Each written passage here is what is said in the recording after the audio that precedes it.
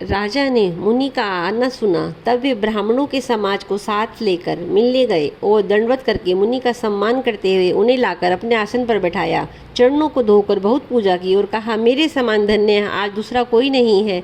फिर अनेक प्रकार के भोजन करवाए, जिससे श्रेष्ठ मुनि ने अपने हृदय में बहुत ही हर्ष प्राप्त किया। फिर राजा ने चारों पुत्रों को मुनि के चरणों पर डाल दिया, उनसे प्रणाम करवाया। श्री रामचंद्र जी को देखकर मुनि अपनी देह की सुधि भूल गए। वे श्री रामचंद्र जी के मुख की शोभा को देखते ही ऐसे मगन हो गए मानो चकोर पूर्ण चंद्रमा को देखकर लुभा गया हो।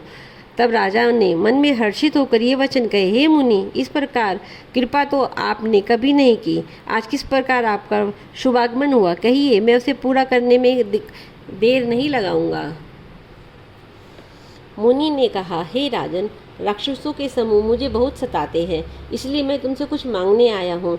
छोटे भाई सहित श्री रघुनाथ जी को मुझे दो। राक्षसों के मारे जाने पर मैं सनाथ सुरक्षित हो जाऊंगा। देहु भूप मन हर्षित, तजहु मोह अज्ञान, धर्म सोजस प्रभु तुमको, इन्हें कहे अति कल्याण। हे सियापति राम, जय जय राम, करो कल्याण सीताराम। हे राजन, प्रसन्न मन से इनको दो, मोह और अज्ञान छोड़ दो। हे स्वामी, इससे तुमको धर्म और सुयश की प्राप्ति होगी और इनका परम कल्याण होगा। इस अत्यंत अप्रिय वाणी को सुनकर राजा का हृदय काँप उठा और उनके मुख की कांति फीकी पड़ गई। उन्होंने कहा, हे ब्राह्मण, मैंने चौथे पन में 4 पुत्र पाए हैं, आपने विचार करके बात नहीं कही। हे मुनि, आप पृथ्वी, गो, धन और खजाना मांग लीजिए, मैं आज बड़े हर्ष के साथ अपना सर्वस्व दे दूंगा।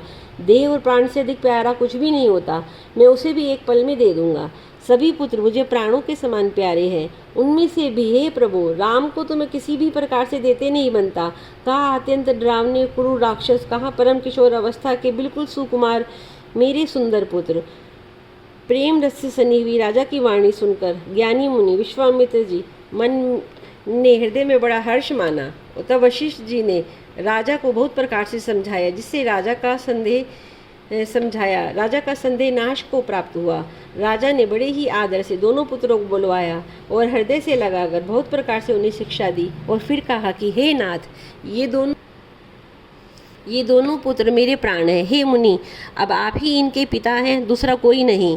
सोपे भूपरिष ही सुत, बहुविधि देई असीस, जननी भवन गए प्रभु, चले नाई पद असीस। सियापति राम, जय जय राम, करो कल्याण सीताराम। राजा ने बहुत प्रकार से आशीर्वाद देकर पुत्रों को ऋषि के हवाले कर दिया। फिर प्रभु माता के महल में गए और उनके चरणों में सिर नवाकर चले।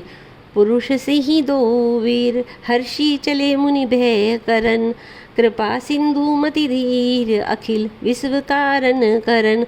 पुरुषों में सिंह रूप दोनों भाई राम लक्ष्मण मुनि का भय हरने के लिए प्रसन्न होकर चले। वे कृपा के सिंधु, समुद्र, धीर बुद्धि और संपूर्ण विश्व के कल्याण के कारण भी हैं। सियापति राम, जय जय राम, मेरे प्रभु राम सीताराम, करो कल्याण। हे भक्तजनों, अगर आपको मेरा ये छोटा सा प्रयास अच्छा लग रहा है तो मेरे चैनल को लाइक कीजिए, शेयर कीजिए एंड सब्सक्राइब कीजिए और रामायण का हिंदी अनुवाद सुनने का पुण्य प्राप्त कीजिए। जय श्री राम।